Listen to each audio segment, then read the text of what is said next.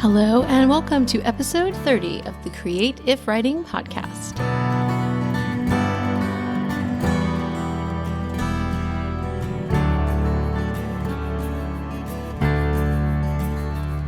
I can't go back to sleep, it's almost light.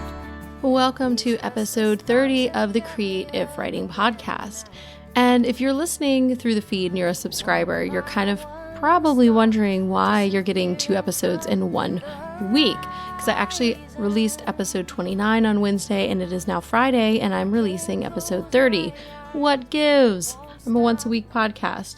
Well, I realized that Wednesday's podcast, episode 29, I felt like I did a lot of announcements and letting you guys know what's going on and then kind of asked a question, but it didn't have the value that I really want my podcast to have, especially even the ones where I'm just talking, I'm not sharing an interview. I want those to be packed with value. And this became more and more evident when I went to write show notes and I was like, I got nothing. So I decided it was important to me to come back and do another episode that I will write show notes for this one. And you can find them at createifwriting.com/030. And as I usually often do, I forget to introduce myself because I don't like having a canned intro. So, hi, I'm Kirsten Oliphant, and I'm the host here at Create If Writing and the writer over at the createifwriting.com website. So, this podcast is all about building an authentic platform, connecting with readers, whether you're a writer or a blogger. And that came out a little differently than how I usually say my little piece, but that's okay because that still is that's still giving you guys an understanding of who I am and what I do. I do actually feel like it's important to have an elevator pitch that stays consistent, but anyway, we'll listen back to this one and I'll see how I like this compared to my normal one. So that's a fitting start because in this episode, I wanted to talk about 2 kind of big buzzwords that we hear a lot, and that is authenticity and transparency.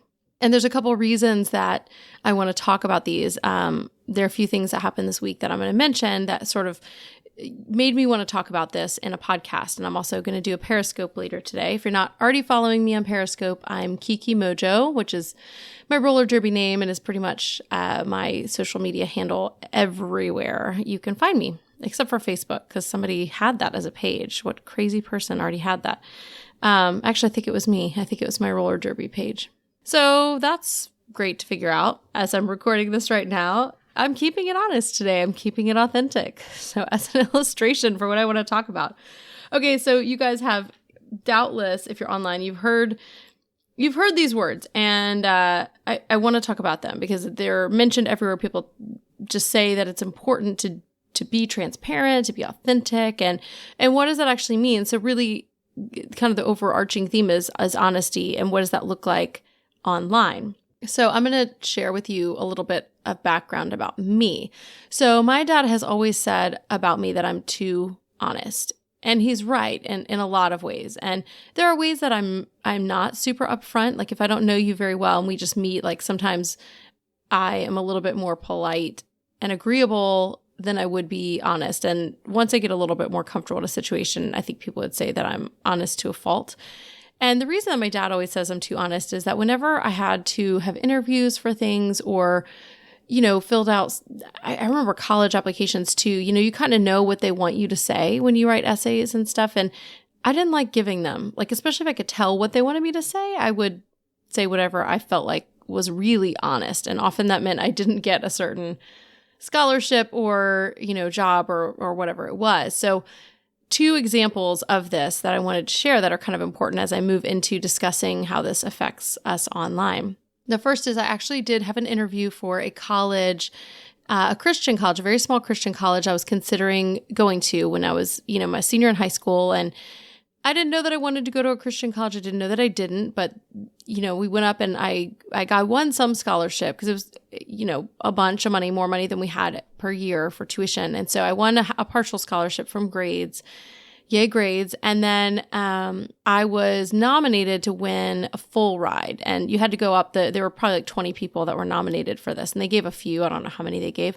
But you had to go up and write an essay up there at the college. And then you had to have a face-to-face interview. And then they kind of took that into account with everything else. So I remember, the question when we sat down to write the essay, it was a simple question, and it was, when is the time you've really grown in your faith? And everybody put their pencils to the paper or pens to the paper and started writing furiously. And I sat there for probably 2 minutes, which felt like a long time. And I think the moderators were kind of looking at me. But the reason I sat there was because the time I most grew in my faith was a time that I did something wrong. I disobeyed my parents. And, if you're not a Christian and you are kind of like a normal, wild kid, like, the stuff that I did wasn't a big deal. My friend and I had a couple guys over when her parents weren't home. And that's not a big deal, but it was something specifically my parents had said not to do. And long story short, it ended up that one of the guys was roughhousing and her kitten was killed. And well, it wasn't killed outright. We had to take it to a veterinary hospital. This is like 3 a.m. It was a horrifying lesson of life for me. And, that's what came to mind first for this essay. And again, it wasn't something I had done that was really horrible, but, I think sometimes the misconception is Christianity is all about being good, but it's not. It's really about your heart. And, I had done something wrong, whether it was a big or small thing. We've all done something wrong, big or small. And that's the whole point of Christianity, is needing Jesus for that. So anyway, I thought to myself, okay, I know that generally speaking, a Christian college is not going to want me to write about a time I disobeyed my parents and had a bunch of guys over to a house where parents weren't home. It doesn't matter if we were drinking or not drinking, which we weren't drinking, or if anybody was hooking up. Nobody was hooking up. It's just friends of ours. That was not going to be looked well upon. And so I thought about it. I thought, but this is, if I'm being honest, this is when, God revealed so many things to me, like the week following. We had to put the kitten to sleep, and it was just really an ordeal. And all the guys, of course, disappeared. It really showed, who your friends are. Like, they just sort of vanished when this happened. And anyway, anything can teach you. And this was something that taught me. So I debated, and I thought, well, I may not get the scholarship. In fact, I'm about 90% sure if I write this, I'm not getting the scholarship. And then I thought to myself, no, this is the time I grew most in my faith. God did something through this awful situation that still makes me sad. And I'm going to write about this. This is it. This is the thing. And you know what? If they don't want this, if they want people, I don't know what everybody else wrote, but I would imagine there was a lot of writing what you think a Christian college wants to hear on your scholarship application. So I just said, no, this is a good trial for me, because if they don't want me because of this, then I don't know that I want to go here. So I wrote it down, and then the next part was an interview. And so we went right into the interview, and I remember the guy's face who was interviewing me is real cheerful. Hey, well, welcome. Here's my name. Don't remember now what his name was. So tell me what you wrote on your essay. And then he, smiles and looks at me, and I thought, oh, man. And I thought for a second even about not even telling the truth then, but I was like, no, I have to. Of course I'm going to tell him. And again, this is a test. Let's see. So I started in on my story, and I watched his face fall and close off. And I knew I didn't get the scholarship. In that moment, I could see the hardening in his face. I could see what the result of telling the truth was. And it was that I didn't get a scholarship, and I didn't go to that college. So bullet dodged, perhaps. I don't know. So I tend to be too honest, and that's what my dad means. And I really do value honesty. Like, if I feel like people are kind of being shady about things, whether it's people personally or people online, I start to get really irate. Like, it's just one of those things that for me starts to, I'd rather you just give me a hard truth with no BS than try to cover something up or package it or spin it in a way that's not what's really going on. So if you're friends with me, just know that about me. I'd prefer the truth. So that's kind of like the background of me and where I come from with this. And so when it comes to the online world, what does it mean to be honest? What does it mean when people say that we should be authentic and transparent? And how transparent and authentic should we be? So I want to kind of tackle that today, because I think it's really, really important, especially if you are someone who is selling something. And even if that quote unquote selling, like if you're trying to get traffic to your blog so that you can make money, like in a way that's selling something, like you're thinking of it. And even if you're writing stories that you want to write, just like writers write stories they want to write, if you're trying to make money from it or grow an audience, you're definitely thinking of it. I would say that you're thinking of it as a business in that kind of sense, because there's a transaction taking place. You're getting people to come read. You're getting people, to buy if you're selling something, or you're just, again, getting them to come read. So there's a transaction that takes place. So what does it mean then to be honest and be authentic in this space? So first of all, let's talk about being transparent, because I think that's a little bit of an easier thing to tackle. So being transparent, I think for me, it just kind of means pulling back that curtain and letting people see. But the thing is, online, we can be transparent without sharing every single thing. And that's what's really important, that we get to choose what we disclose. And the only time that's really not true is when it comes to something legal. Like if you're an affiliate for a program and you are not disclosing that you're an affiliate for the program, legally, you could be in trouble with the FTC. So like that's a place where you don't have a choice. You have to be transparent. The end. There's no gray areas in discussion. And this is one of the things that's kind of driven this week. I've noticed that there are a couple different affiliate programs out there that are kind of sliding in a free program that people promote, but they're affiliates and they don't disclose it because it's a free program. But if you take the free program after signing up through that person's email, a cookie is attached to your IP or whatever cookie is attached. I don't fully understand the way the internet works, so just bear with me here. So it basically tracks you. And so then if you do buy something later when that free product, pitches you a sales product, that person is going to get a cut. But nobody's disclosing that. And so that's really been frustrating me, especially because some really big name people that I respect have done this. And I get the email. And the only reason I know that it's an affiliate program is actually because so many people sent almost the exact same email to me this week, or actually several sets. So there's a few people doing this new, it's kind of like a long-term cookie. And nobody's disclosing it. I haven't seen one person disclose it, even the people I respect and I normally think have a lot of integrity. So being transparent, you get to choose for the most part. Like if you have a mom blog, you get to choose what you're transparent about. And I don't think it's healthy for your family or for you to be transparent with every single thing you do online. I just don't. Now, again, with this legal stuff, you do need to be transparent fully. And the result of not being transparent is, so I discovered and kind of tracked down and did some sniffing and figured out what the deal was with this affiliate stuff.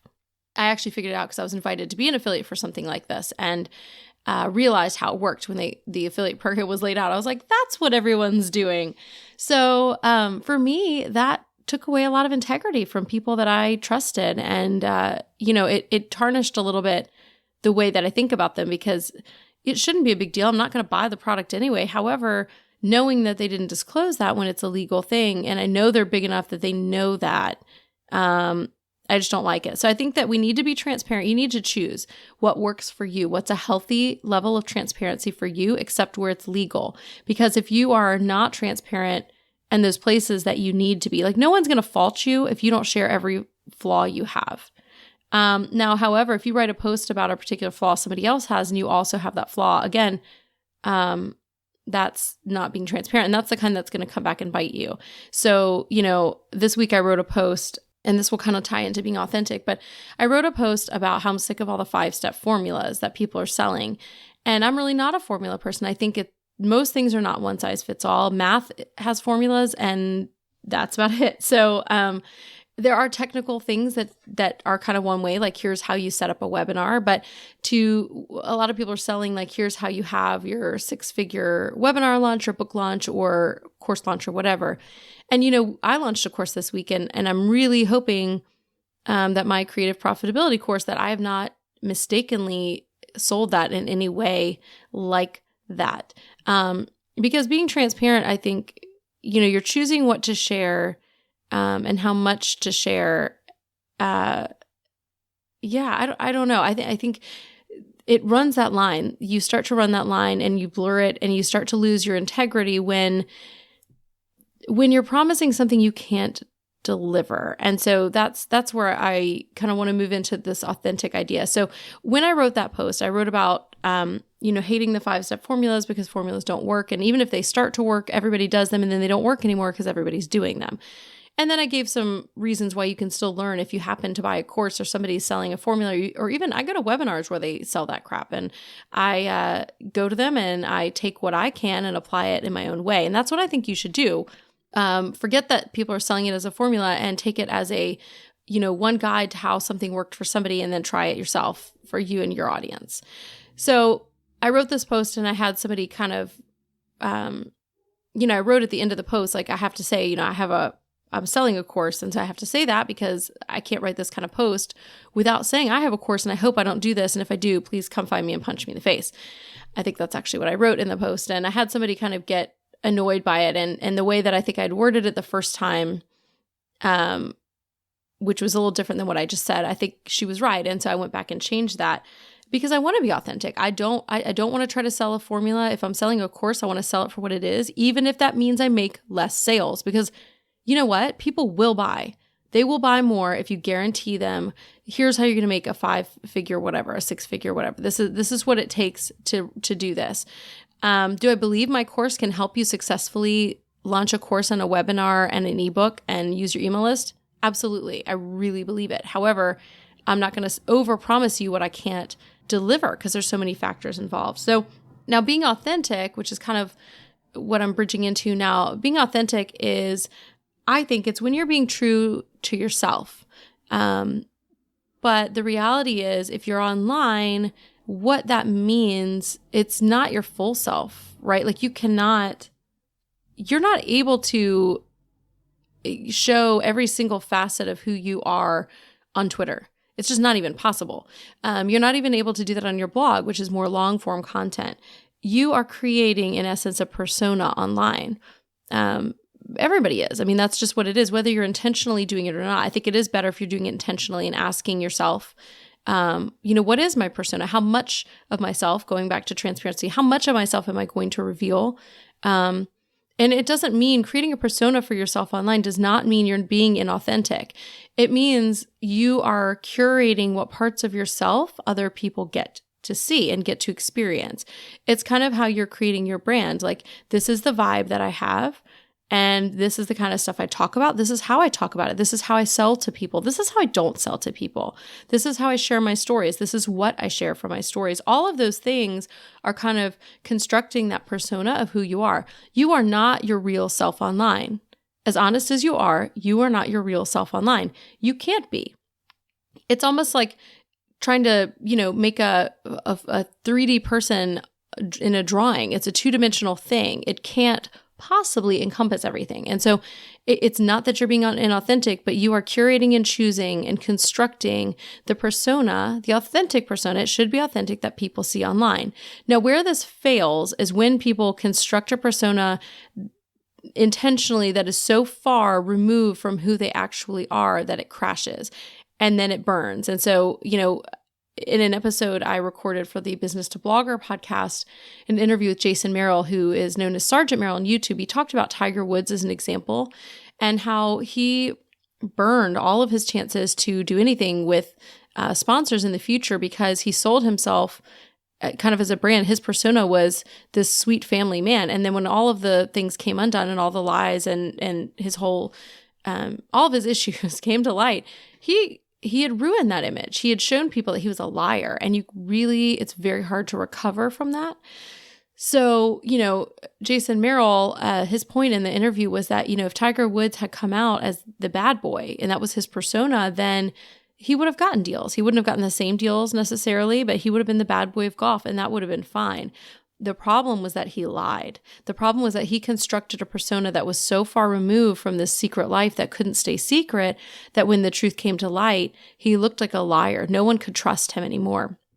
So this is where being authentic and having integrity and being transparent comes in. All of this stuff kind of fits together as you intentionally, and if you haven't done it now, maybe take some time to intentionally think about kind of what your online persona is. But all this comes together in the fact that you need to choose how much of yourself you're going to share, what parts of yourself you're going to share, how you're going to share them, what values are important to you that you're going to communicate online, and what things are you going to hold back.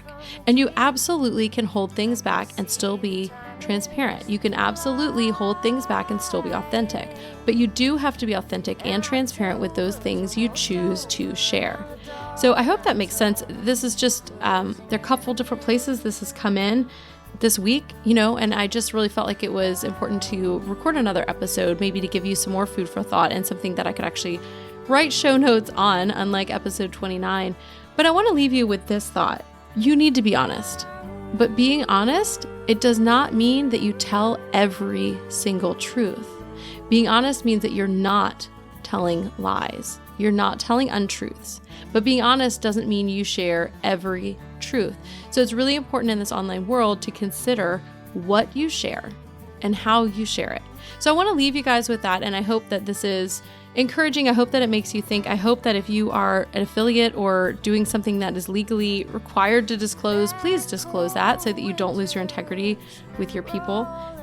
Yeah, I think that's what I want to leave you with. So, and I want to give a big thank you to Jasmine Commerce, who I constantly forget that I should just make this a part of every single episode, thanking Jasmine Commerce for her music at the start and end of this podcast. I love her music. She's a friend. We went to college together. I got to see her in her beginnings singing in coffee houses around Fredericksburg, Virginia. She's now in California and doing this full time. So you can find her at jasminecommercemusic.com. She's just fantastic, and definitely her albums are worth getting. So thank you guys again for listening. Thank you, Jasmine, for the music for the show, and I hope you all have an inspired weekend.